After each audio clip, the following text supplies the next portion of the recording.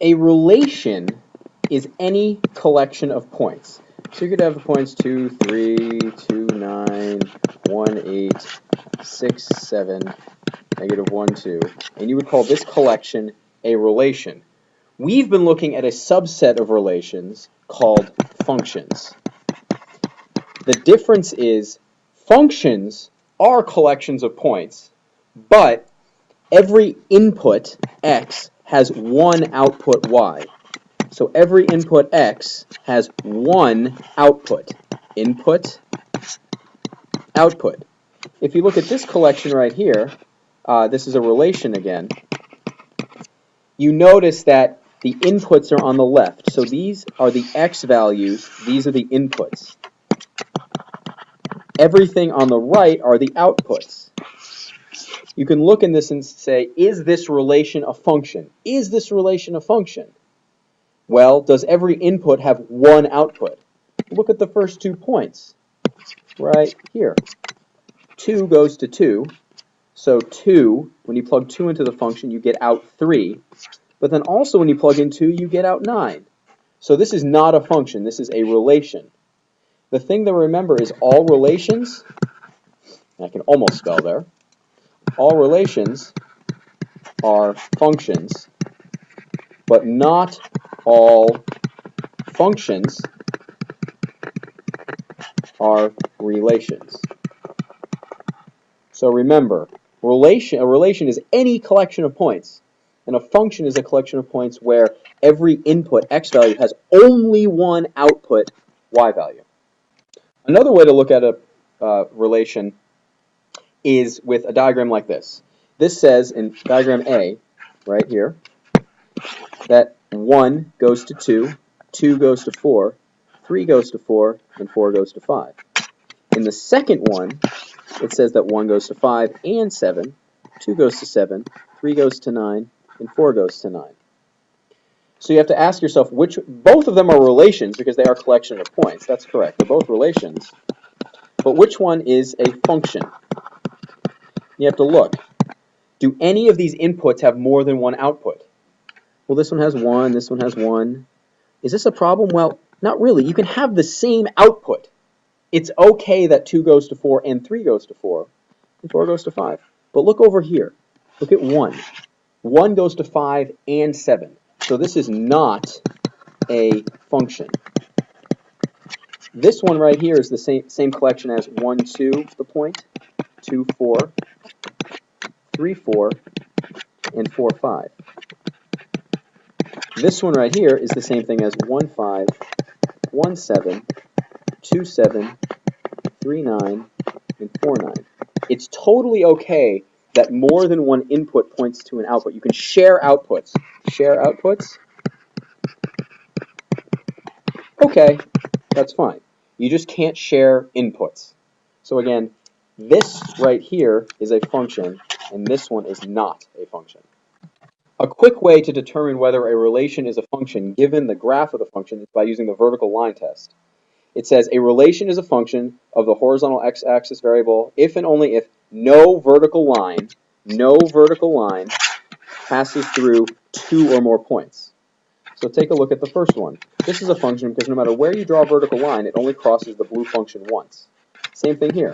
All vertical lines pass through 1 point on the function. But look here. If you have a single vertical line or more that cross through more than once, so it crosses here and here, this is not a function. Same thing here because this vertical line passes through more than 1 point on the function. All you need is one vertical line that violates that rule, and it's not a function. But if any vertical line just passes once, it is a function. This is useful if you have the graph of the function. The next thing you need to learn about is function notation. And essentially, the only thing that's going on is we're giving the function a label.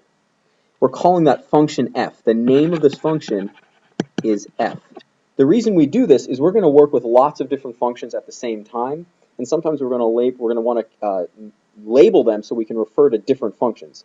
This is the same thing as y equals 2x minus 3. All you need to remember is y is equal to f of x.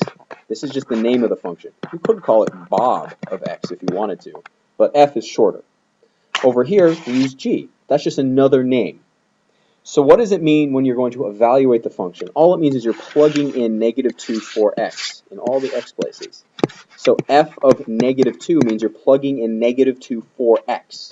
So that's going to be 2 times -2 minus 3, which is -4 minus 3, which is -7.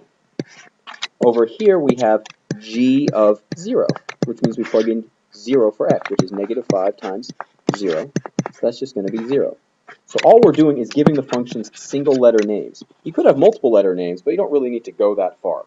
Single letter names are what you need. So what happens if I ask you to graph f of x equals -1/2 x plus 3? There's no trick to it. All you have to do is remember that f of x is y, so y equals -1/2 x plus 3 is that function. And we now know that that's in slope-intercept form. So the number, the coefficient in front of x, the coefficient right here, this is the slope. And this, the plus 3, that is going to be the y-intercept. So the y-intercept is going to be 0, 3. So what you need to do is plot that point first, 0, 3. So right there. So let's call that 0, 3. And we know the slope is -1/2, meaning if you go over 2, you go down 1/2. Over 2, sorry, down 1. Over 2, down 1. Over 2, down 1. So let's go over 2 and down 1. So over 2 and down 1. So we have another point right there. That point, you know, is going to be, you've gone over 2, so it's 2, and you've gone down 1 from 3, so you're at 2, 2. So now your function, connect the two dots, is going to look like that. So remember that any set of points is a relation, but not all relations are functions. Functions are sets of points where every input has one output. If you have a table like this, all you need to look for if you're deciding whether it's a function or not is a split from the input. So right here, we know that 1 went to 5 and 7, so it was not a function. Over here, every input had one output, and it's really okay that you have the same output. You can share outputs, but you can't share inputs. The vertical line test is when you place a vertical line anywhere on the graph. If it passes through the relation more than once, it's not a function. But if it passes only once anywhere, it is a function. All you need is one example. One example of a vertical line that passes through more than one point, and it's not a function. And lastly, function notation. All you're doing is instead of saying y equals f of x, you could call it g of x. You're calling it a name. So that f of x is the name of the function. It's the function f. It's the function g. And when you plug a number in, you're just plugging it in wherever x is. Could be longer. You could call it Josh of x if you wanted to. But we're going to limit ourselves to just single letter names for now. Lastly, when you have a function, f of x equals something in slope-intercept form, that's the same as y equals that function on the right. I hope you found this video helpful.